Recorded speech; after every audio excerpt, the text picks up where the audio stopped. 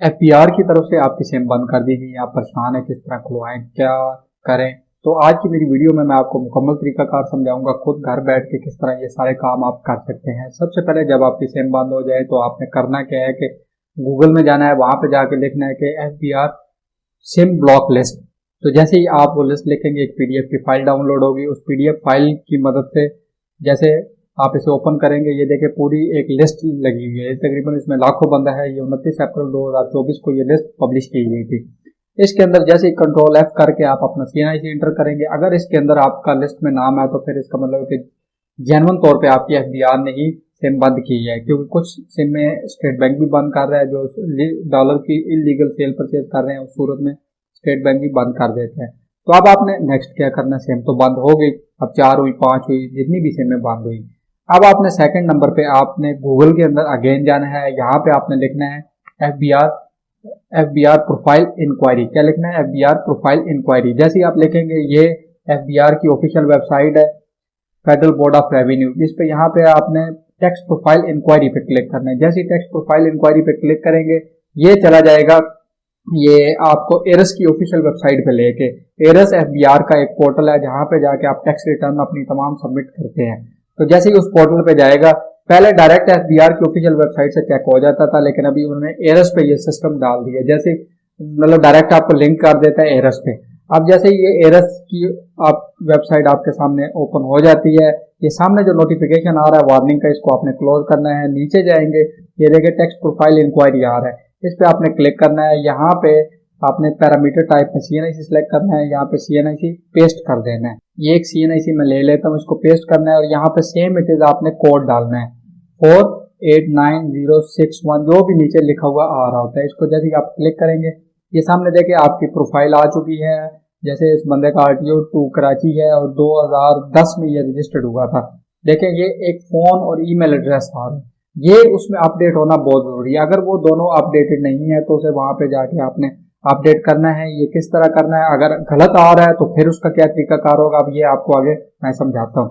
अब आपको ये तो पता चल गया कि आपकी रजिस्ट्रेशन हुई थी, लेकिन आपको पता नहीं था, और आपकी इस वजह से किस डेट को हुई है, उसमें कौन सा डाटा इंटर हुआ है, ये सारी चीजें आपको पता चल गई। अब आपने अगेन क्या करना है कि ये एरस के ऊपर एक ऑप्शन आ रही है, यहाँ पे ये देखें आपके पास, अगर इसको मैं खत्म करूं तो यहाँ पे रजिस्ट्रेशन नंबर आ रहा होता है और यहाँ पे नीचे पासवर्ड आ रहा होता है। मैं किसी एक का यहाँ पे एंटर करता हूँ सीएनआईसी, और नीचे पासवर्ड आपने एंटर करना है। अब यहाँ पे एक जो इंपॉर्टेंट क्वेश्चन है कि पासवर्ड तो आपके पास है ही नहीं, आपको तो पता ही नहीं था कि आप रजिस्टर्ड भी हैं कि नहीं है, तो पासवर्ड तो दूर की बात। अब पासवर्ड रिकवरी के लिए क्या होगा कि जब प्रोफाइल के अंदर आप गए थे तो वहां पे एक ईमेल और फोन नंबर दिया हुआ था, उस ईमेल और फोन नंबर अगर आपका अपना है, आपको याद है, तो उसको आपने ऑन करना है। उसके ऊपर एक फॉरगेटिंग कोड वाला ऑप्शन करना है। ये देखिए, अगर आप एरस पे जाते हैं तो फॉरगेट पासवर्ड की एक ऑप्शन आ रही होती है, क्योंकि इसमें एरस में लॉगिन होने के लिए आपको पासवर्ड चाहिए। पासवर्ड तो है नहीं, वो ईमेल और फोन से निकलेगा। ये आपका फॉरगेट ऑप्शन आ गया। यहाँ पे देखिए ईमेल एड्रेस आ गया और यहाँ पे आपका मोबाइल नंबर कौन सा है, यहाँ पे मोबाइल नंबर आपने एंटर करना है। 0092 मोबाइल नंबर से पहले लगाना है और आगे 300 या 344 जो भी आपका होगा।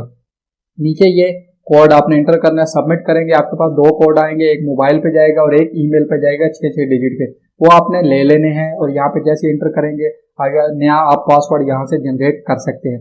पासवर्ड जब आपका नया बन जाएगा, उस पासवर्ड के बाद अगेन आपने यहाँ पे आना है, अपना सीएनआईसी एंटर करना है और यहाँ पे नीचे पासवर्ड देना है। और जैसे इसे लॉग इन करेंगे तो आपके सामने ये वाला इंटरफेस आ जाएगा। अब यहाँ पे सवाल ये है कि हमारा ईमेल और फोन नंबर चेंज है, हमें नहीं पता, किसी वकील से काम करवाया था या टैक्स बंदे से करवाया, तो मतलब हमें भूल गया, उसने चेंज कर दिया, वट जो भी वजूहत है।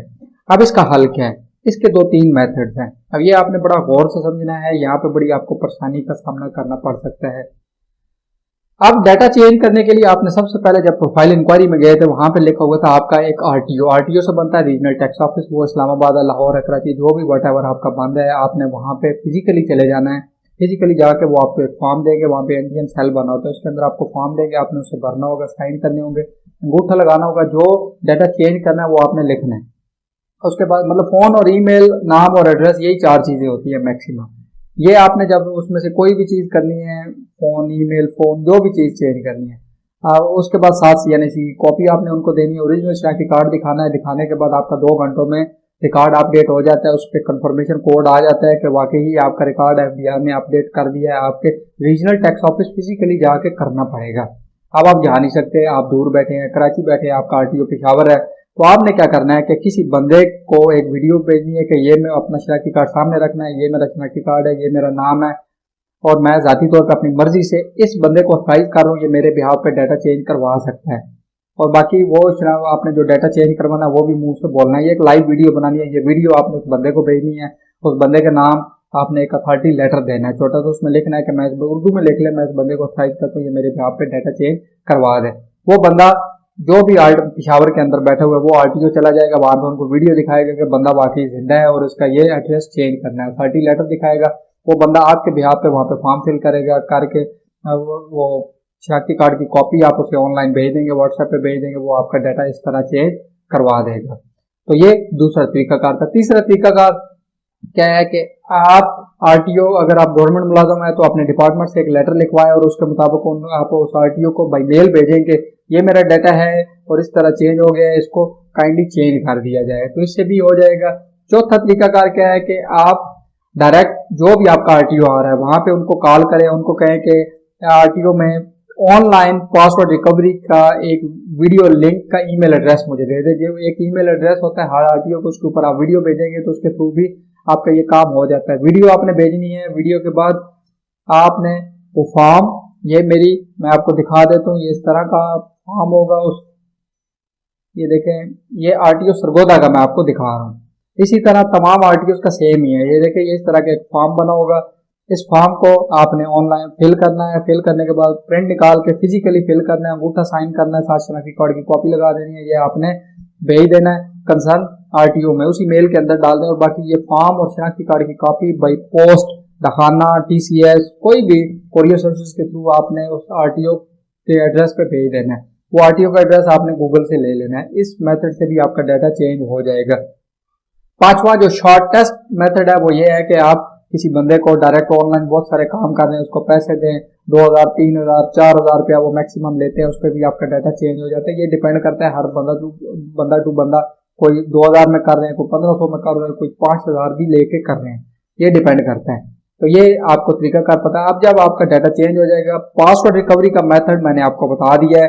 सेम एड्रेस पे जाना है, वहां पे पासवर्ड फॉरगेट करना है, जो ईमेल फोन अपडेट हुआ है उसके ऊपर आपको रिकवरी कोड्स आएंगे, उसको जब एंटर करेंगे नया आपका पासवर्ड बन जाएगा। अब आपके पास डाटा कंप्लीट हो गया। अब जब डाटा आपके पास कंप्लीट हो जाएगा तो अगेन आपने एरस के अंदर आना है। एरस के अंदर क्या करना है कि यहाँ पे आपने अब इस एरस के अंदर आपने दोबारा से अपना यहाँ पे शनाख्ती कार्ड नंबर एंटर करना है और नीचे पासवर्ड देंगे तो ये लॉगिन हो जाएगा। अब लॉगिन जब होगा तो ये देखें, inbox drop out box completed task में जाना है, देखें आपकी रजिस्ट्रेशन हुई होगी, बाकी रिटर्न सबमिट नहीं हुई तो इनबॉक्स में जाना है। इनबॉक्स में आपके तमाम नोटिस आ रहे होंगे, आपने 2 साल की रिटर्न फाइल नहीं की, 3 की नहीं की, 4 की नहीं की, 1 की नहीं की, तो इस वजह से आपकी सेंड बंद हुई है। अब आपने अगेन जैसे ये एक नोटिस लगा हुआ है, इस पे जाना है, रिप्लाई पे जाना है, यहाँ पे आपने इसको सिलेक्ट करना है। सिलेक्ट करने के बाद आपकी रिटर्न ओपन हो जाएगी। अब जैसे कोई गवर्नमेंट मुलाजम है या आपका कोई ना कोई सोर्स ऑफ सैलरी का इनकम तो होगा, तो उसको आपने जितनी भी इनकम आई है, अगर तो वो 6 लाख तक है, टैक्स एग्जम्प्टेड है, 6 लाख से ऊपर है तो वो उसका आपने जो टैक्स बनता होगा वो देंगे। जो गवर्नमेंट मुलाजम है उनका कोई किसी किस्म का टैक्स नहीं बनता, क्योंकि ऑलरेडी सैलरी से वो टैक्स दे चुके होते हैं। जो आपकी सैलरी आई है, आपने पे पोर्टल आपका जो बने होंगे उनके ऊपर या आपकी सैलरी स्लिपें मिलती होंगी, उसके मुताबिक आपने जमा कर लेना है पूरे फिनेंशियल ईयर का। 1 जुलाई से लेकर 30 जून तक जितने भी आपको नोटिस लगे होंगे उस फिनेंशियल ईयर के, उसकी अमाउंट आपने काउंट कर लेनी है। टोटल सैलरी इतनी है कि इदारा मेरा इतना टैक्स ऑलरेडी काट चुका है, वो आपने यहाँ पे अमाउंट एंटर करनी है। जैसे फॉर एग्जांपल ये 4,73,000 समथिंग में, चले मैं 800,000 यहाँ पे एंटर कर देता हूँ। 800,000 एक एम्प्लॉय की टोटल सालाना सैलरी है।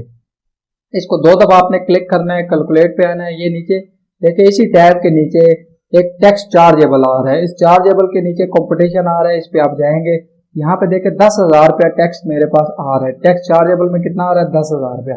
इसको आपने यहाँ से कॉपी करना है। कॉपी करने के बाद टैक्स एडजस्टेबल टैक्स आ रहा है, एडजस्टेबल टैक्स के अंदर सैलरी ऑफ एम्प्लॉय आ रहा है, इसके अंदर आपने यहाँ पे टैक्स कलेक्टेड पार्ट में इंटर कर देना है। यहाँ पे ये आपका टैक्स चला गया। अब यहाँ पे देखिए कंपटीशन में जाएंगे तो अगर एडमिटेड इनकम टैक्स में कुछ आ रहा है तो फिर मतलब आप टैक्स इसको पे किए बगैर नहीं कर सकते।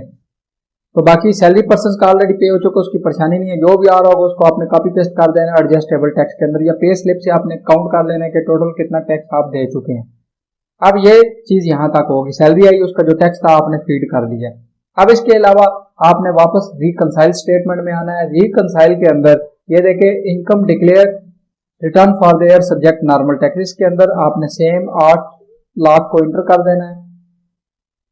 8 लाख रुपए, क्योंकि जारी बात है आपकी जो इनफ्लो अमाउंट हुई थी वो कितनी थी, 8 लाख थी। अब अगर इसमें से बैंक में कोई सेव पड़ा हुआ है तो वो बता देना है, नहीं पड़ा हुआ तो वो आपने जैसे 8 लाख ही 7 लाख रुपए आपके खर्चे हो गए, कितने, 7 लाख रुपए। तो 7 लाख को ये टोटल हाउस होल्ड इफेक्ट में है। एक एक को बाइफ्रिकेट करना है तो वो भी कर सकते हैं, अदरवाइज डायरेक्ट भी इसको इंटर किया जा सकता है। डबल क्लिक किया, डबल कैलकुलेट किया, 7 लाख खर्चे आ गए। ये देखिए 1 लाख का भी डिफरेंस आ गया है।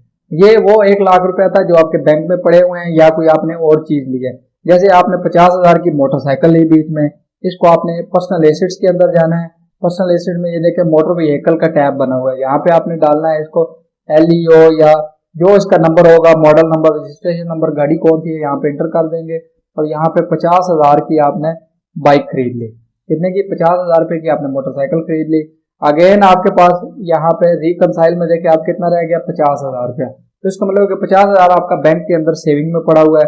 आपने अगेन पर्सनल एसेट्स में जाना है और यहाँ पे देखें आपने कैश फॉर नॉन बिजनेस इसको 50,000 में इंटर कर देना है।